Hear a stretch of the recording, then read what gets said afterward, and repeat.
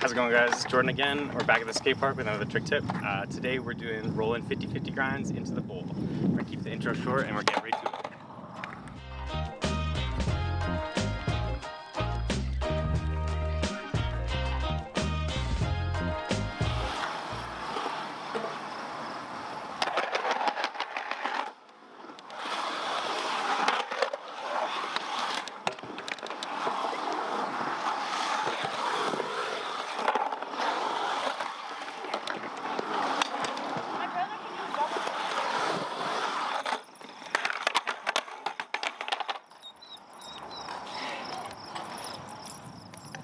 Hey, buddy.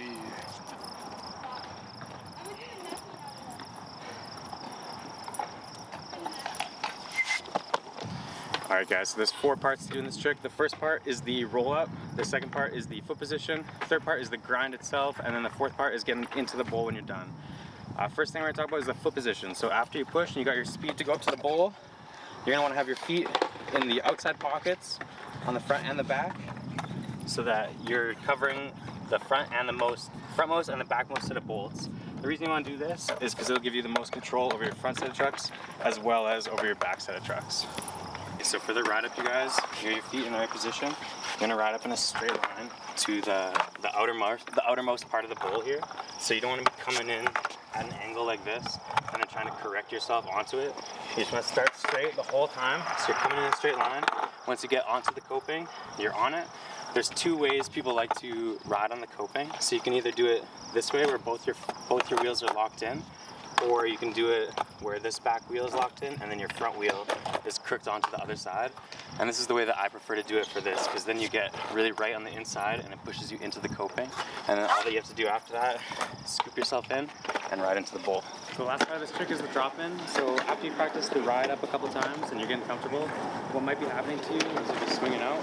So when you're riding, make sure you keep your shoulders parallel to wherever the coping is.